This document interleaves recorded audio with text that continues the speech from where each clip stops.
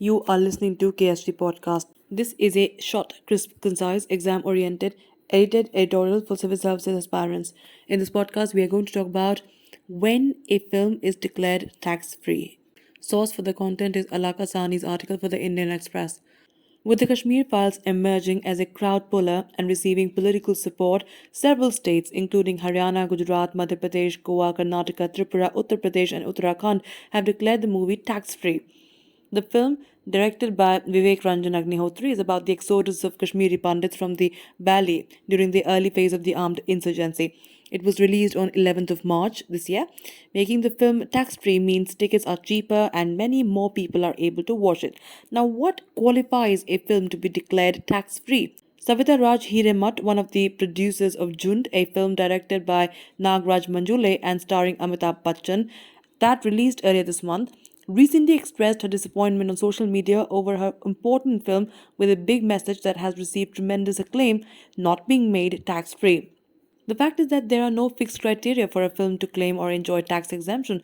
The decision to give up its claim on tax revenues is taken by the state governments on a film by film basis and on the particular government's assessment of the importance of the issues that the film deals with. As a general rule, when a film deals with a socially relevant and inspiring subject, state governments may at times exempt it from tax with the intention of making it accessible to a wider audience.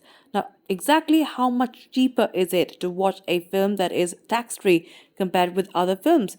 Before the Goods and Services Tax, that is GST, came into effect in 2017, state governments levied entertainment tax, which varied from state to state and was higher in states like Maharashtra and Uttar Pradesh. When a film was declared tax free, the entertainment tax was waived, making tickets significantly cheaper. In the GST regime, movie tickets initially attracted a GST of 28%. Subsequently, two slabs were introduced: 12% GST on tickets costing less than 100 rupees and 18% on more expensive tickets. The revenue is shared between the central and state governments. So when a state declares a film tax free now, only the SGST component is waived, while the CGST continues to be levied. Depending on the ticket price, the exemption could be 6% or 9%. Now, filmmakers look at a tax free tag as an endorsement from the government and a boost to the film's image and publicity, even if it does not make a huge difference to the money that the film makes.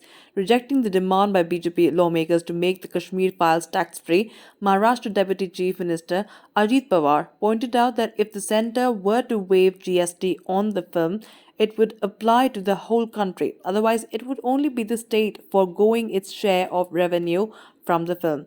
Now, which other films have been made tax free in the country? Traditionally, widely acclaimed and significant films such as Gandhi used to be declared tax free.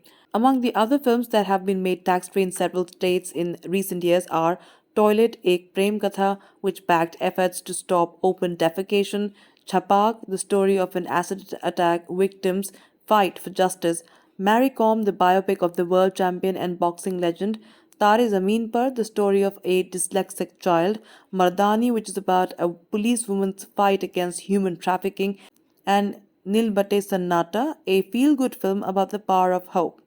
So that's it for this podcast. Thank you so much for listening. To join KSG India courses and to crack the ICE exam, visit ksgindia.com.